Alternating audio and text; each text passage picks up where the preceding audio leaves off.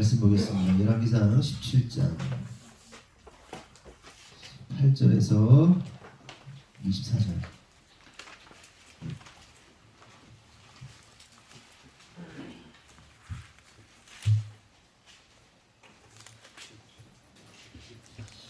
아, 17장 8절에서 16절까지 보겠습니다. 열왕기상 17장 8절에서 16절 한 절씩 교독합니다. 여호와의 말씀이 엘리야에게 임하여 이르시되 너는 일어나 시온에 속한 사르밧으로 가서 거기 머물라. 내가 또 다윗에게 명하여 내게 지켜주게 하느니라. 그가 일어나 사르밧으로 가서 성문에 이를 때에 한 과부가 그곳에서 가지를 줍는지라. 이에 불러 이르되 청하건대 그릇에 물을 조금 가져다가 내가 마시게 하라. 그가 가지러 갈 때 엘리야가 그를 불러 이르되 청하건대 내 손에 떡 한 조각을 내게로 가져오라. 그가 이르되 당신의 하나님 여호와께서 살아계심을 두고 맹세하노니 나는 떡이 없고 다만 통에 가루 한 움큼과 병에 기름 조금뿐이라. 내가 나뭇가지 둘을 주워다가 나와 내 아들을 위하여 음식을 만들어 먹고 그 후에는 죽으리라. 엘리야가 그에게 이르되 두려워하지 말고 가서 내 말대로 하려니와 먼저 그것으로 나를 위하여 작은 떡 한 개를 만들어 내게로 가져오고 그 후에 너와 내 아들을 위하여 만들라. 이스라엘 하나님 여호와의 말씀이 나 여호와가 비를 지면에 내리는 날까지 그 통에 가루가 떨어지지 아니하고 그 병에 기름이 없어지지 아니하리라 하셨느니라. 그가 가서 엘리야의 말대로 하였더니 그와 엘리야와 그의 식구가 여러 날 먹었으나 다시 여호와께서 엘리야를 통하여 하신 말씀같이 통에 가루가 떨어지지 아니하고 병에 기름이 없어지지 아니하니라. 아멘. 오늘은 사르밧 과부라는 제목으로 말씀을 나누도록 하겠습니다. 여기 계신 분들이 대부분 사르밧 과부에 대해서 많이 들어보셨을 겁니다. 기근으로 굶어 죽을 수밖에 없는 상황 속에서 주의 종을 잘 대접하였더니 하나님께서 가뭄이 끝날 때까지 그 통에 가루와 또한 기름이 떨어지지 않게 하여서 이 과부가 축복받았다는 그런 내용의 설교를 많이 들으셨을 겁니다. 그래서 이제 결론이 뭐였습니까? 보통 그런 설교에 하나님 그 주의 종을 잘 대접하면 하나님께서 복 주신다, 이런 얘기 많이 들어보셨죠? 그렇죠? 안 들어보셨어요? 실제로 하나님을 사랑하기 때문에 하나님의 일을 하는 주의 종을 섬기는 것은 아름답고 복받을 만한 일이죠. 왜냐하면 말씀드린 대로 성도들이 주를 섬긴다는 것은 종의 주인이신 하나님을 사랑할 때에만, 경외할 때에만 나올 수 있는 것이기 때문에 그렇습니다. 진짜 하나님을 사랑하면 하나님의 일이 맡겨진 종을 잘 섬길 수밖에 없죠. 마찬가지잖아요. 이렇게 나라와 나라가 사신이 교류할 때 그 상대방 나라의 왕을 존중하고 아끼면 어떻게 하면 될까? 그 왕을 대신하여서 온 이 종을, 사신을 잘 대접하고 잘 섬기는 건 당연한 일인 것이죠.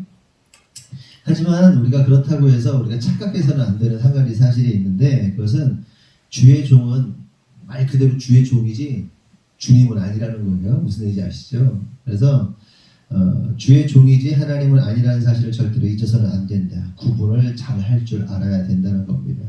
그런데 이 구분을 모호하게 만들면 이게 이단인 거예요. 이게 교주들인 거예요. 저희는 하나님이 아닙니다. 그러니까 물론 하나님을 존중하고 사랑하기 때문에 주의 종을 사랑하는 마음 가져야겠지만 하나님은 아니다. 절대로 아니다. 잊으시면 안 된다.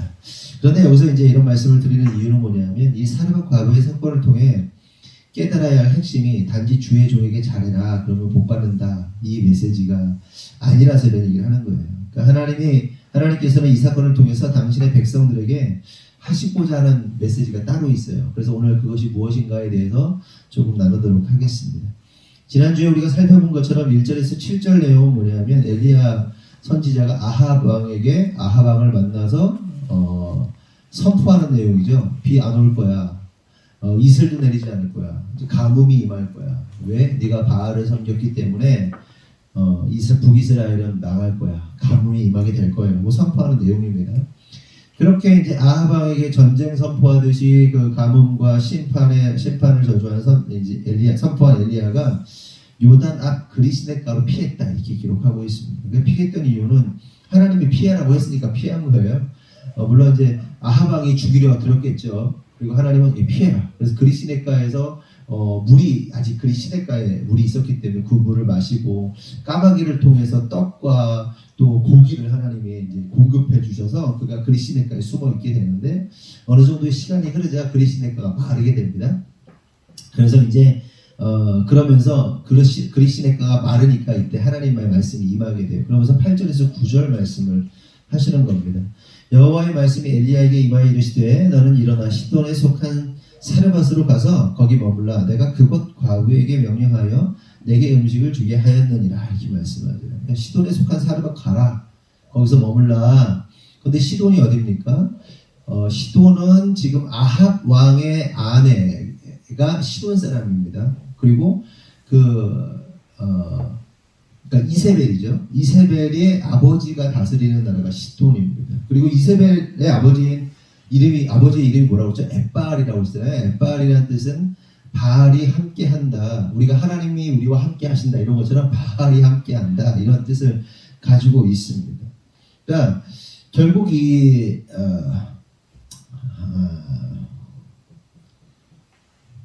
엘리야가 이 시돈 땅에 가고 있다는 것은 뭘 의미하는 거냐면 바알의 영이 충만한 나라, 그러니까 바알이 주인인 나라에 엘리야가 들어가게 되는 상황인 겁니다.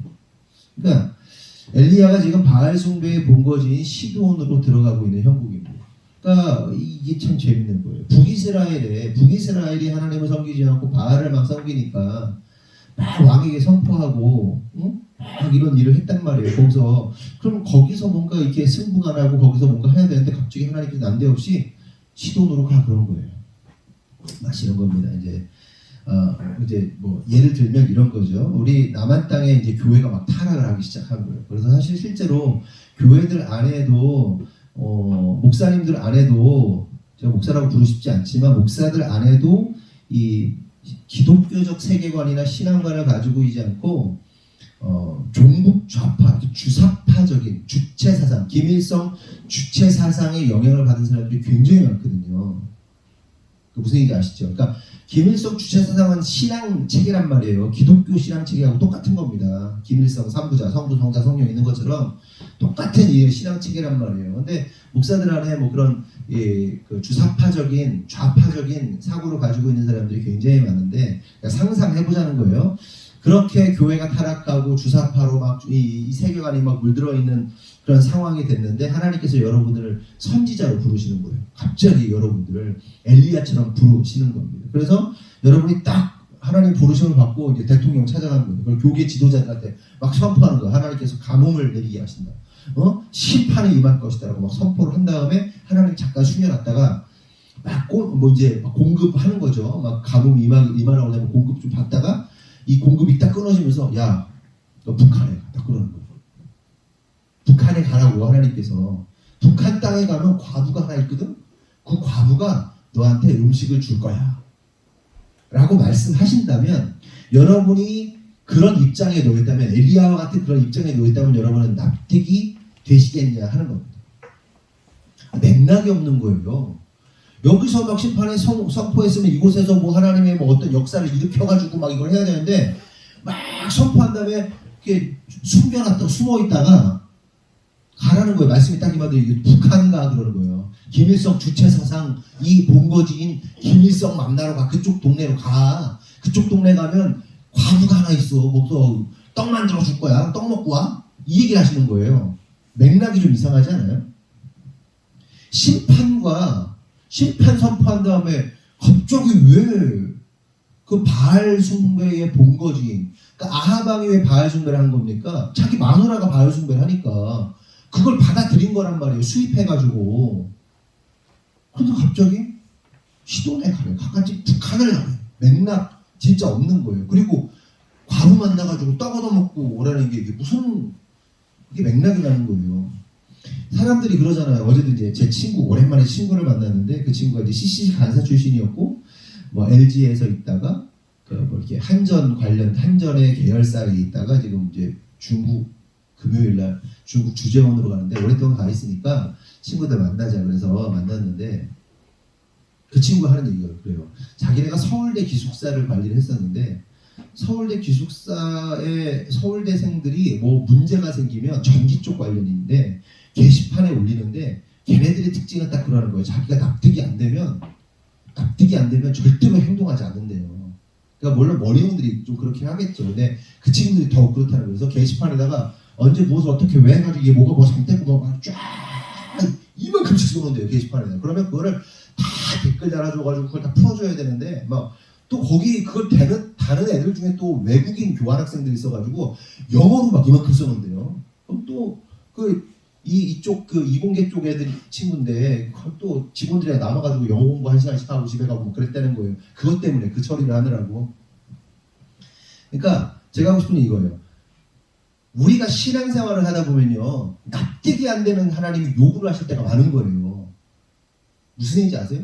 막 영적 전쟁을 막 했어. 누군가 막 대단한 뭔가를 했어. 근데 그 일과 관련해서 갑자기 관련이 없는 일과 같은 일들을 턱 하고 던져놓는 거야. 너 저쪽 가 있어?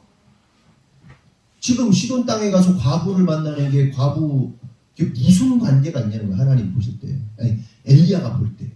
저와 여러분이 신앙생활을 하면서 난데없이 관련도 없는 일, 과부 만나는 일을 왜 해야 하냐는 거죠. 그런데 납득 안 돼도 엘리야가 어떻게 합니까? 과부 만나러 갑니다. 그것도 북이스라엘이 아니야. 시돈 땅. 그때까지 몰랐죠. 왜 그런지.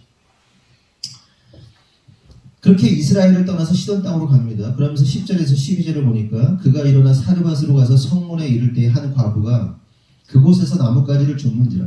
이에 불러 이르되 청하건대 그릇에 물을 좀 가져다가 내가 마시게 하라. 그가 가지러 갈 때에 엘리야가 그를 불러 이르되 청하건대 내 손에 떡 한 조각을 내게로 가져오라. 그가 이르되 당신의 하나님 여호와께서 살아계심을 두고 맹세하노니 나는 떡이 없고 다만 통에 가루 한 움큼과 병에 기름 조금뿐이라. 내가 나뭇가지 둘을 주워다가 나와 내 아들을 위하여 음식을 만들어 먹고 그 후에는 죽으리라. 엘리야가 이제 성문에 도착한 거죠. 사르밧에. 그러니까 한 과부가 나뭇가지를 줍고 있는데 엘리야가 다짜고짜 그 여자에게 물을 가지고 와서 자기에게 마시게 하라. 물 가져오라는 거예요. 물 떠와. 딱 그런 거예요. 또 떡 한 조각 가져오라고 합니다. 하지만 아시다시피 이 여인의 상황은 엘리야를 대접할 만한 상황이 전혀 아니었어요. 물과 떡을 내놓으라는 엘리야에게 이 여인이 뭐라고 대답합니까? 나에게 떡이 없고 다만 통에 가루 한 움큼 병에 기름 조금 있는데 그거 아들하고 먹고 죽으려고 그랬다. 이런 얘기를 합니다.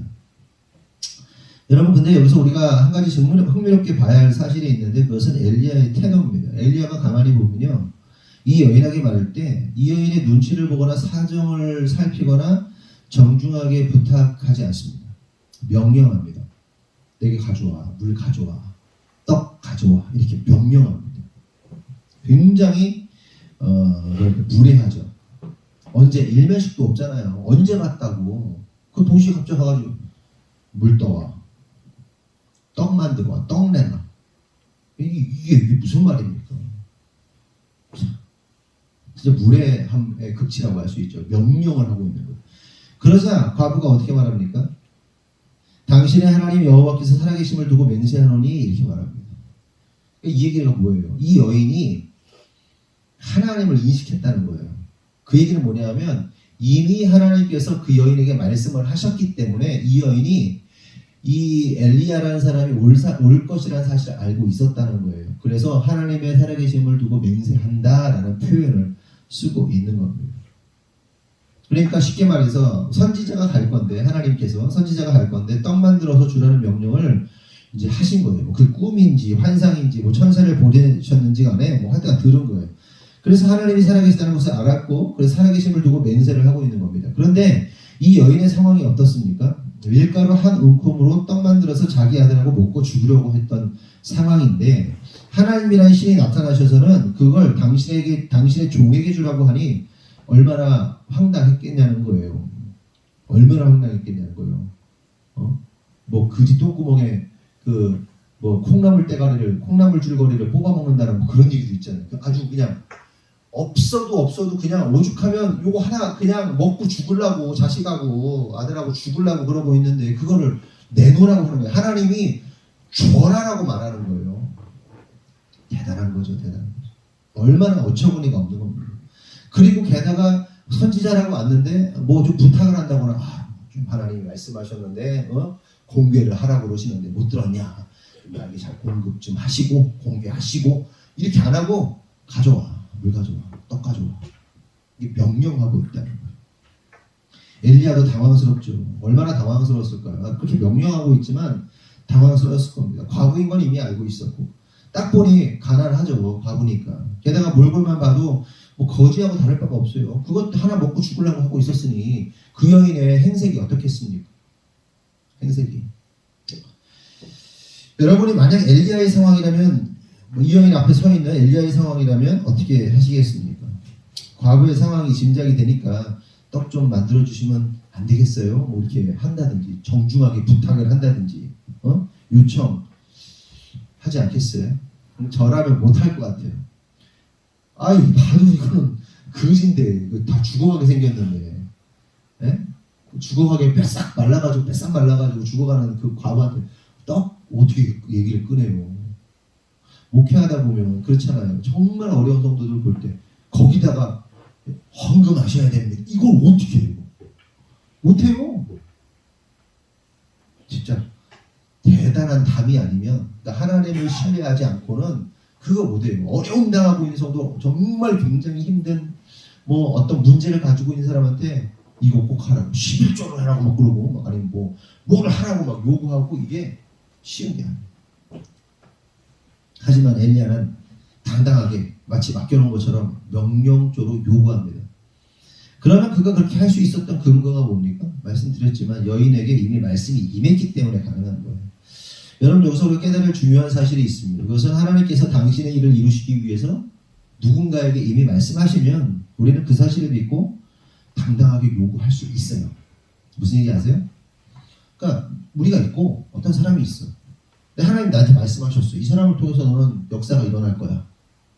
그럼 어때요? 가가지고 달라고, 내놔, 이렇게 말할 수 있다니까요. 그게 미친놈이지 사실은. 근데 예수님께서 예루살렘 성에 들어가실 때 나귀 내놔. 우리가 대흥도 교회 들어갈 때 주인한테 주세요. 그냥 내놔라고 할 수 없지만 그냥 주십시오. 공짜로 주십시오. 물론 이제 관리비 정도 냈지만 주십시오. 요구하시오. 하나님이 말씀하시면 그러한 역사가 일어난다는 사실을 깨달아야 된다는 겁니다. 근데 이 말씀 듣고 또 너무 은혜 받아가지고 막 내가 막 불탄다고 막 아무한테나 내놔 막 이렇게, 그건 아니고 하나님이 역사하시면 요구할 수 있다, 그런 얘기를 하는 거예요. 계속해서 13절에서 14절을 보면 한번 읽어볼까요? 13절 14절 시작.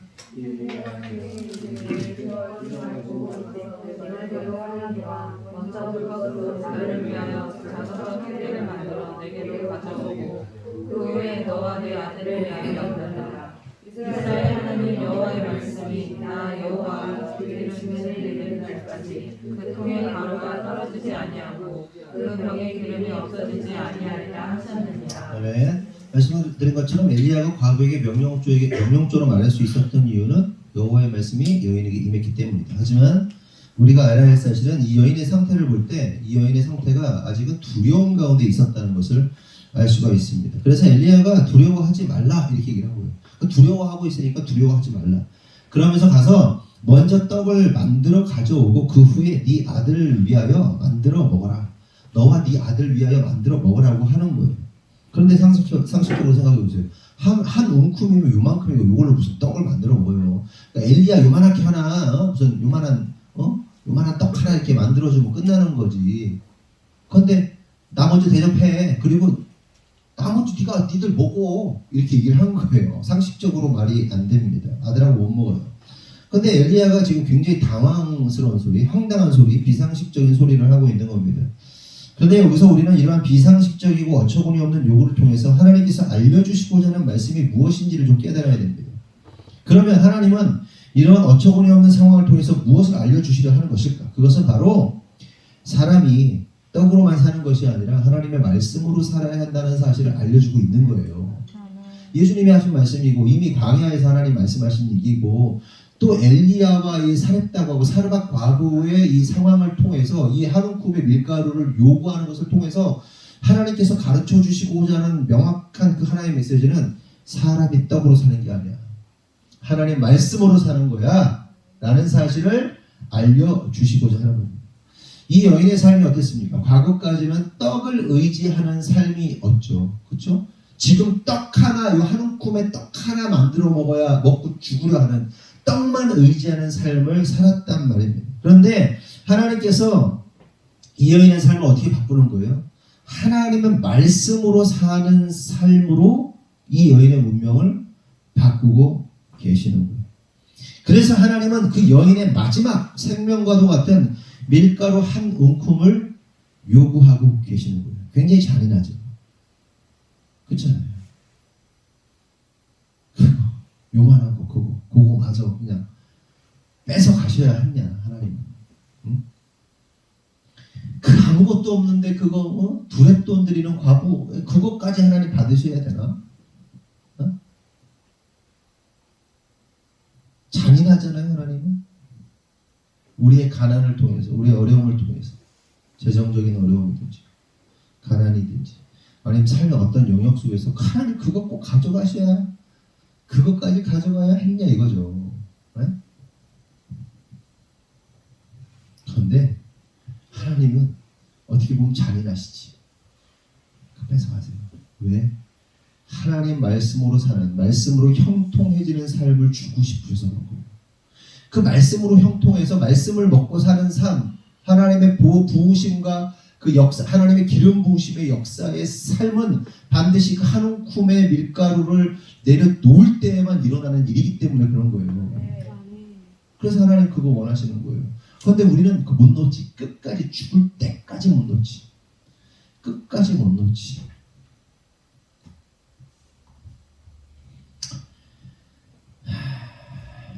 성도 여러분, 그럼 우리가 손에 쥐고 있는 그 생명처럼 여기는 그 한 움큼의 밀가루를 내려놓고 하나님의 말씀을 의지하는 삶을 살면 어떤 일이 벌어질까요? 그래서 오늘 말씀처럼 그 통에 가루가 떨어지지 않는 거예요. 병에 기름이 떨어지지 않는 거예요. 통의 가루는 뭘 의미합니까? 하나님의 말씀. 그렇죠? 기름은 뭐예요? 성령의 충만. 말씀과 하나님의 기름 부으심이 충만하게 끊임없이 나오는 거예요. 뭐 할 때? 한 움큼의 밀가루를 던질 때. 주의 종에게 던질 때. 주의 종에게 던진다는 것은 하나님에게 던진다는 거예요. 네? 기름을 부어주시고 말씀을 부어주시고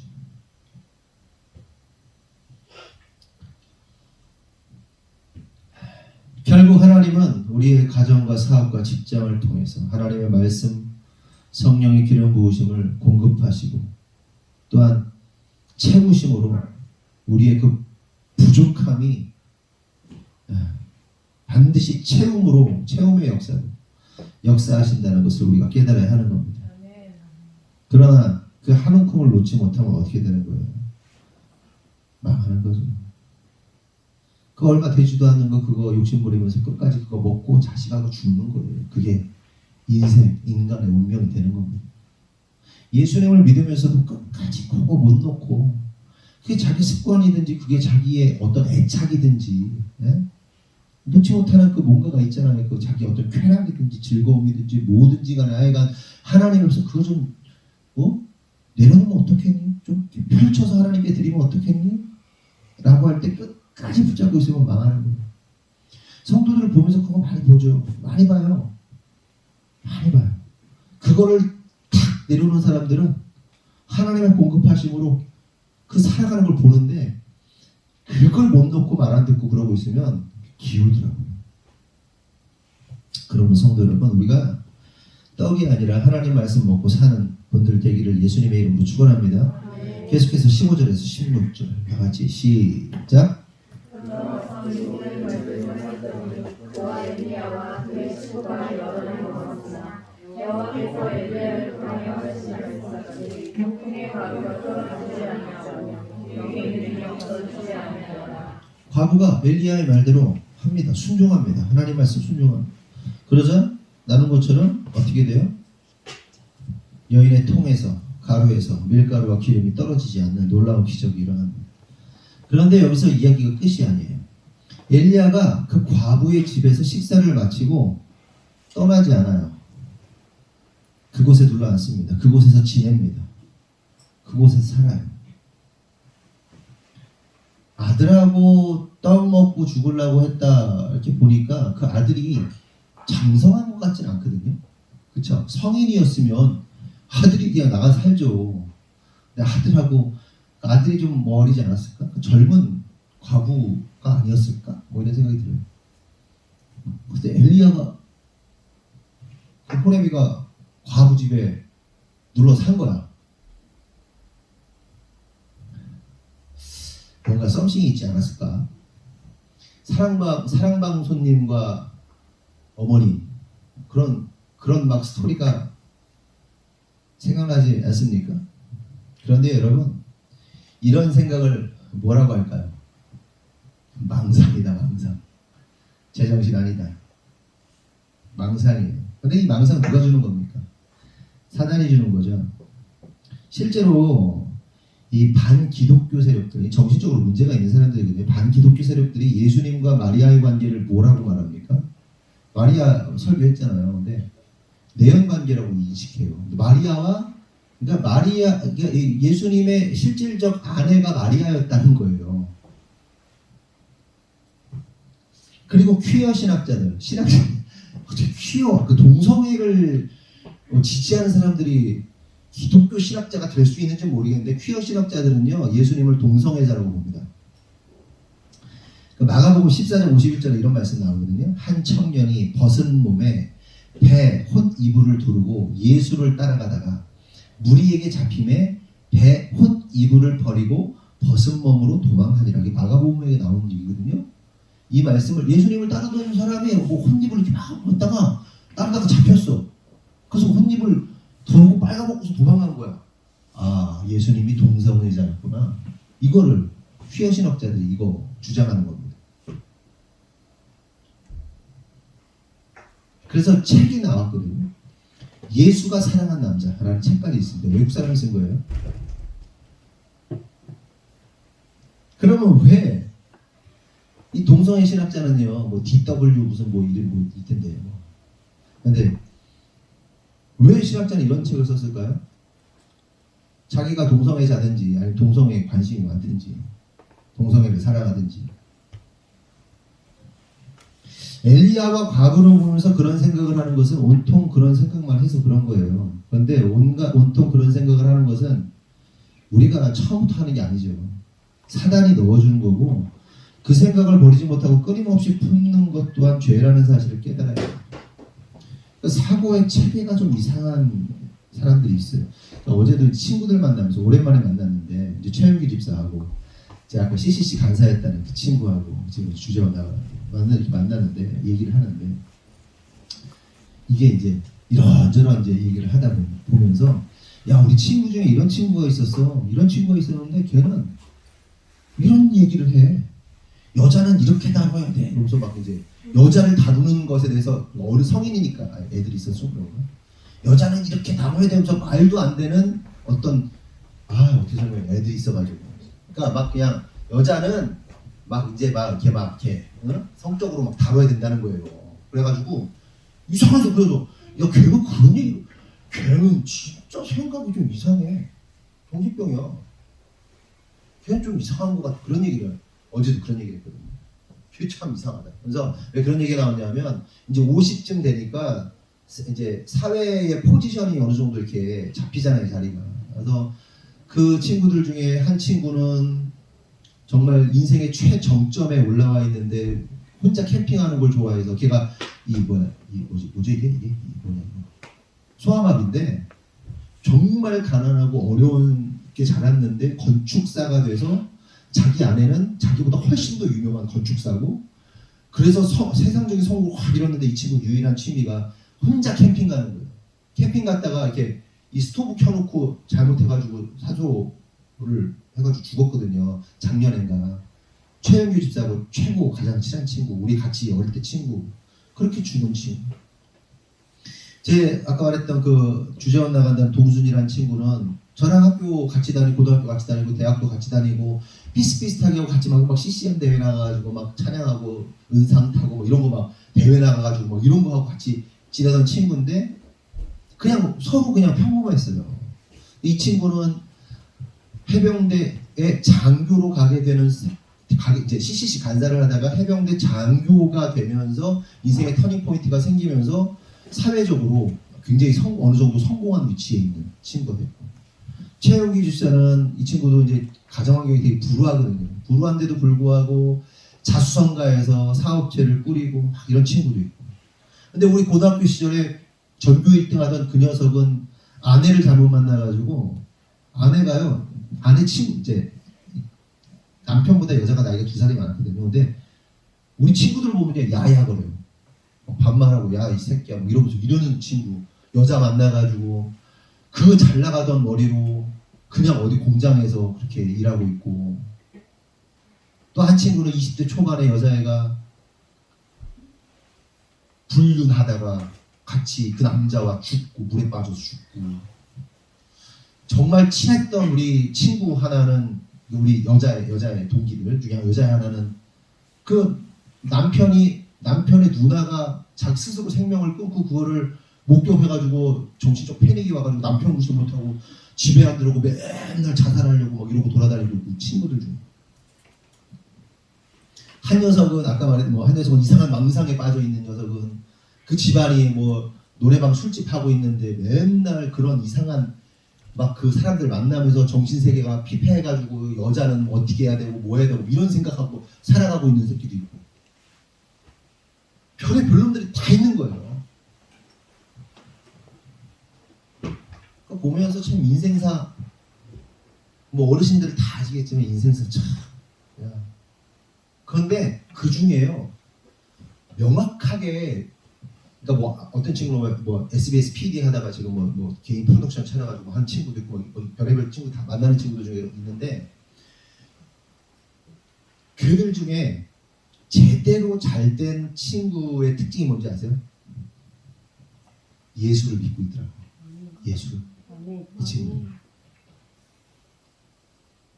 어제 만난 친구도 셋이 다 예수 믿는 친구들. 신앙의 차이는 좀 있지만 예수 믿는 친구들.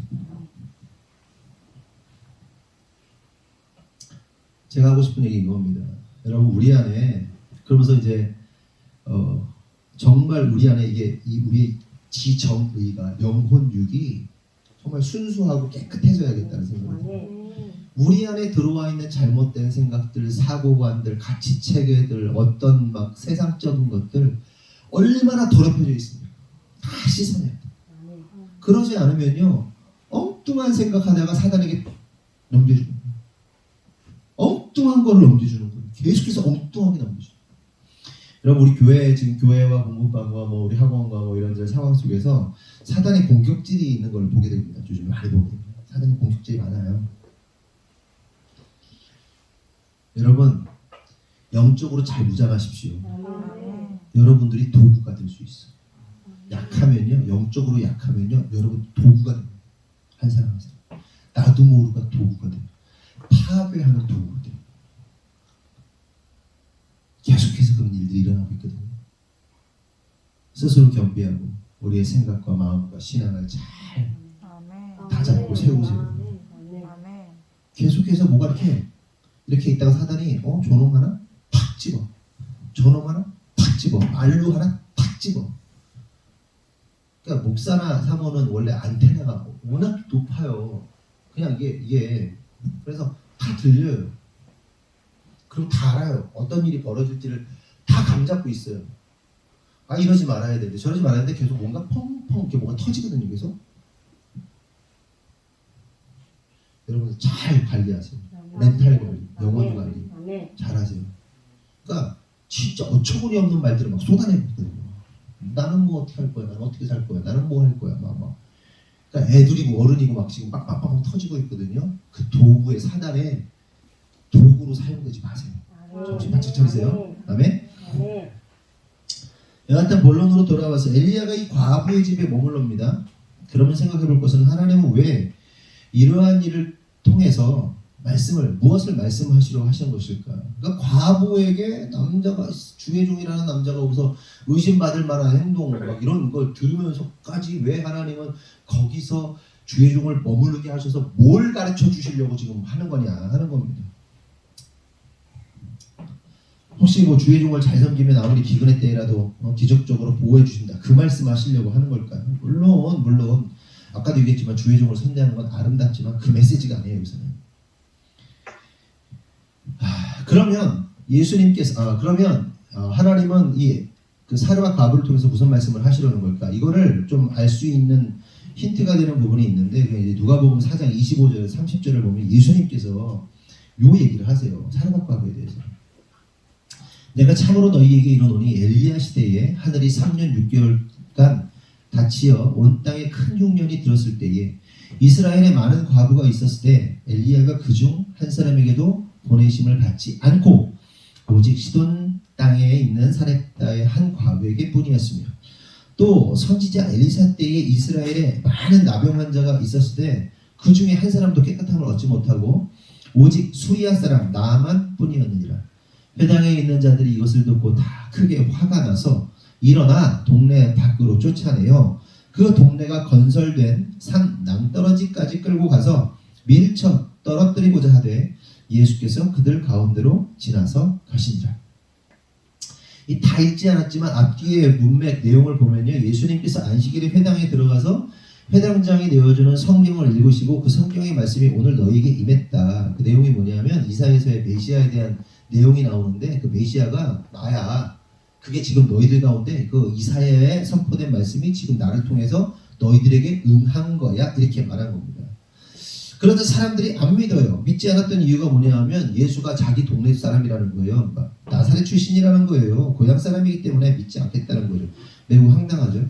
그래서 믿지 않는 그들을 보시면서 이렇게 말씀하세요. 엘리야 시대에 이스라엘에 수많은 과부가 있었다. 하지만 한 사람도 보냄을 받지 않았고 오직 시돈 땅의 사렙다 과부, 사르밧 과부에게 보냄을 받았다고 말씀하십니다. 그리고 엘리사 시대에는 나아만 장군만 고침받았다. 수많은 나병 환자가 있었는데 나아만 장군만 받았다. 근데 지금 이 사렙다 과부나 나아만 장군이 어느 나라 사람이에요? 이스라엘 사람이에요? 아니에요. 이방인들입니다. 이방인들. 그러자 사람들이 예수를 돌로 쳐 죽이려 합니다. 그리고 낭떠러지로 밀어내려고 해요. 그렇다면 궁금한 것은 왜 백성들이 사르밧 과부나 나아만 장군 이야기를 듣고 예수를 죽이려 한 건가? 여러분 아방 시대 백성들이 섬긴 신이 누구예요? 바알과 아세라입니다. 그러자 하나님이 어떻게 하십니까? 이스라엘 백성들에게 기근을 내리시고 반대로 이방 여인인 사르밧 과부에게 엘리야 선지자를 보냄으로 구원하시죠. 그런데 여기서 우리가 깨달아야 할 사실은 사르밧 과부가 엘리야를 공개하여 축복받는 것이 아니라 하나님의 선지자가 이방 여인인 사르밧 과부를 찾아감으로써 그녀에게 구원받았다는 것이 말씀의 핵심이에요. 결국 예수님께서 현장에 있던 백성들에게 이 이야기를 하신 이유가 뭡니까? 엘리야 당시에 이스라엘 백성들은 구원받지 못했고 반면에 이방 여인 이 선택을 받음으로 구원받은 것처럼 지금 이 자리에 있는 너희들은 버림받은 자들이야. 니들 구원 못 받아. 이 얘기하는 거예요. 그러니까 엘리야 얘기를 꺼낸 거야. 엘리야 얘기를 꺼낸 게 뭐냐면 예수님께서 니들 엘리야 때 구원받은 사람 없어. 북이스라엘 사람 구원받은 사람 없어. 시돈 땅에 과부만 구원받았어. 나아만 장군 그때에 아무도 구원 못 받았어. 이스라엘 백성들 그 병 걸린 사람 아무도 구원 못 건데 나만 장군만 이방인 나만 장군만 구원 받았어. 백성들한테 그러는 거예요. 니들 구원 못 받아 지금. 내가 메시아야.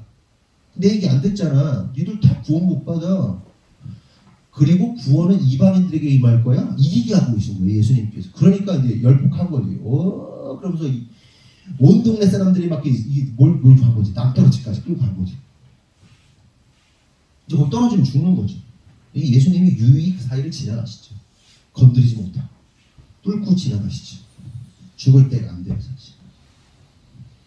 깨달을 사실이 있습니다. 그것은 자신의 죄인됨을 알지 못하고 인정하지 못하는 자들을 결국 예수를 죽인다. 변하지 않는 진리죠. 당시 유대인들의 모습이 그랬죠. 그러므로 성도 여러분, 우리가 깨달아야 할 사실은 저와 여러분은 자신의 죄를 알고 인정하고 결국 주님 앞에 엎드릴 줄 아는 성도가 되어야 한다는 거예요. 항상 겸손함이 필요해요. 그러니까 이런 거 부부싸움을 해도 상대방이 뭔가 얘기를 하면 다소 억울한 면이 있죠. 그런데 내가 그렇게 보이는구나. 내가 그런 사람이구나 라고 인정할 수 있는 겸손함이 있어요. 그럼 싸움이 오래 가잖아요. 그냥 그렇지, 당신한테 그렇게 보일 수 있겠구나. 그리고 강단에서도 또한 어떤 선포가 될 때 100% 여러분들에게 다 적용되는 말씀이 아니더라도 내가 그럴 수 있는 사람이구나. 내가 그렇구나.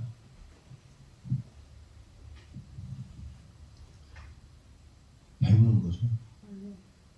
그런데 이 죄의 습관이라는 것이 깨닫지만 그럼에도 불구하고 불쑥불쑥 올라오는 거는 뭐 어떻게 하겠어요. 근데 그걸 계속 그거를 계속 죽이면서 싸우면서 살아가는 겁니다.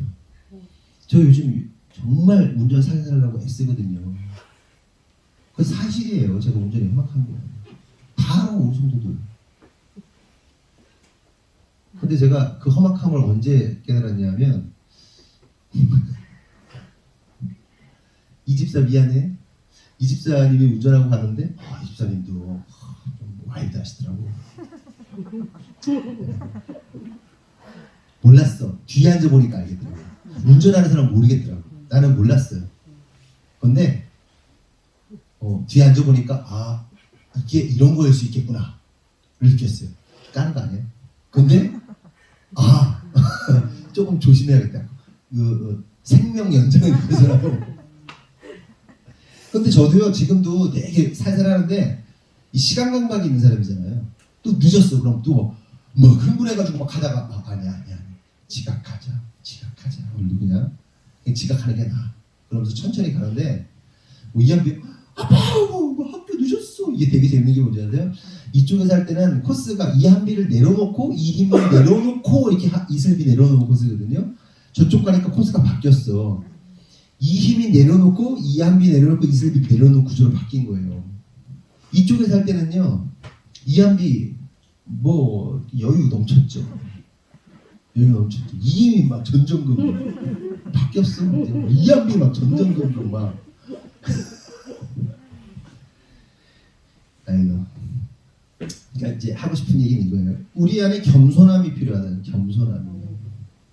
겸손함이 돼요. 근데 끝까지 자기 옳다, 자기 억울함 그거 증명하겠다고 해봐야 좋을 거 하나거든요. 그런데 특별히 하나님 앞에서는 우리의 그 더러움, 우리의 죄악들, 우리의 습관들, 근데 이 죄악들과 습관들, 내가 형성되게 된 그 모든 어린 시절부터의 그 과정들, 집안의 분위기들, 내 안의 상처들, 내 안의 어떤 경험들, 이 온갖 걸로 지금의 내가 만들어진 거 아니에요. 싸워야 할 게 너무너무 많지. 근데 이거를 싸울 때, 어릴 때 싸우면, 어릴 때 많이 다뤄주고 어릴 때 많이 싸우면 나이 먹어서 괜찮아요. 그런데 어릴 때 안 싸우고 나이 먹고 싸우려면 죽는 겁니다. 밥벌이도 못해요.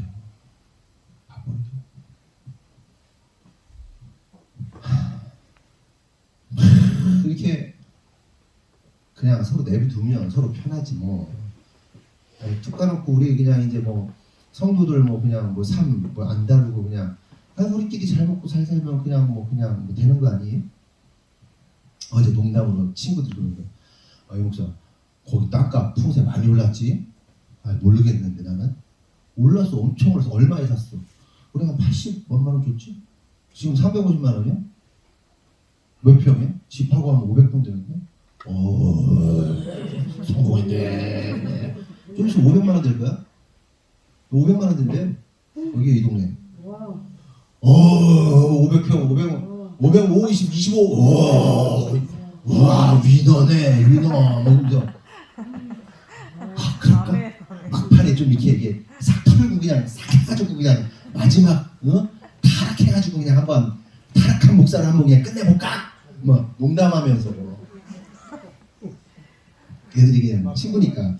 그러니까 세 명이 만났는데 제가 이제 밥을 제가 대접을 했어요. 기도하면서 제가 친구들 축복하면서 막 기도했거든요. 하나님 이 친구들이 너무너무 잘돼서 너무 기쁘다고.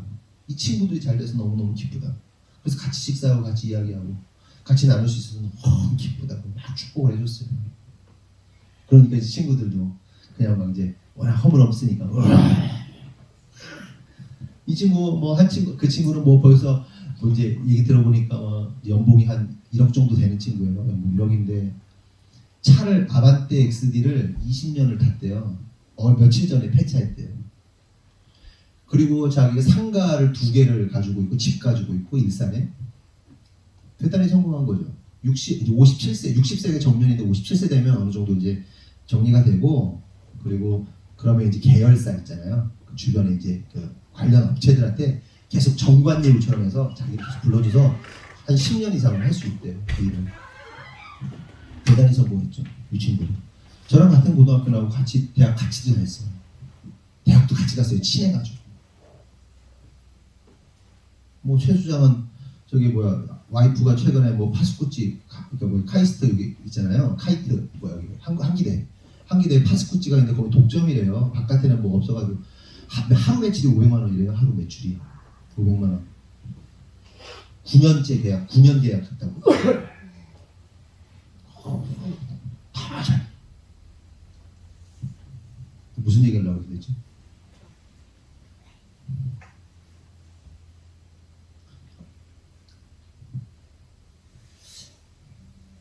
어릴 때 우리의 죄를 다뤄야 되고 싸워야 되고. 제가 거기서 내받았다는 얘기였다.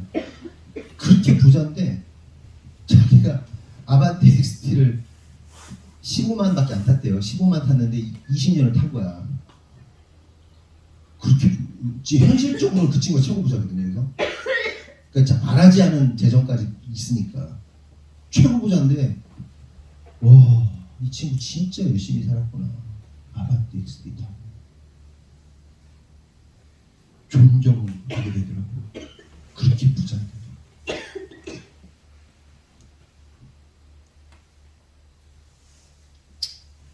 근데 이게 어디서 만들어진 거냐면 그 부모로부터 고덕 사람이거든요. 부모로부터 시골에서 농사지면서 재정관리 잘하고 훈련받아가지고 신앙으로 자랐어요. 지금 CCC 간사까지 이제 정말 서로가 영적인 파트너였거든요.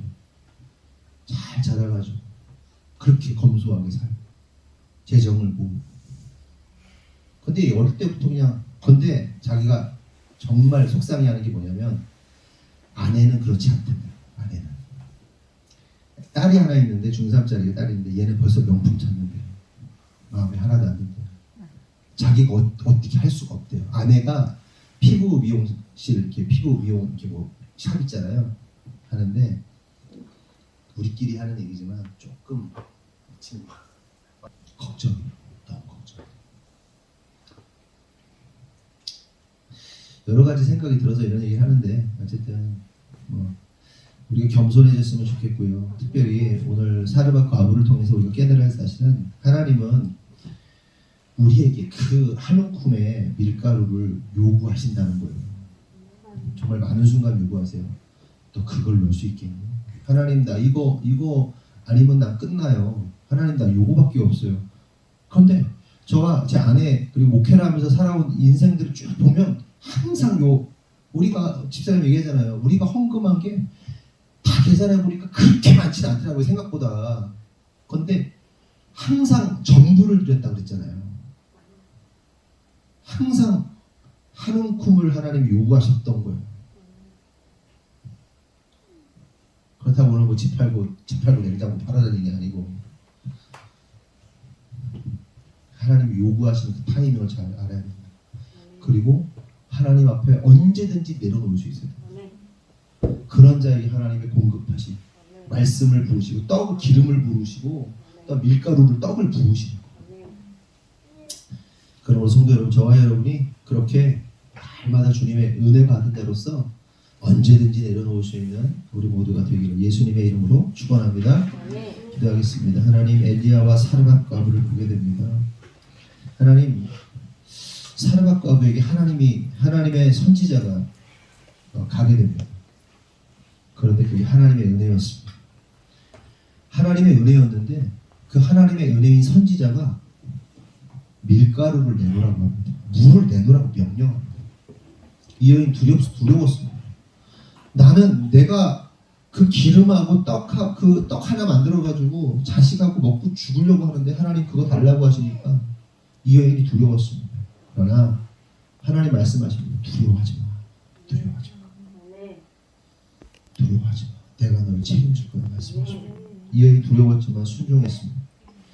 그리고 그 말씀을 상징하는 밀가루, 하나님의 성령의 기름 부으심을 상징하는 그 기름이 이 여인에게 끊임없이 넘치도록 부어졌다는 사실을 우리가 보게 됩니다.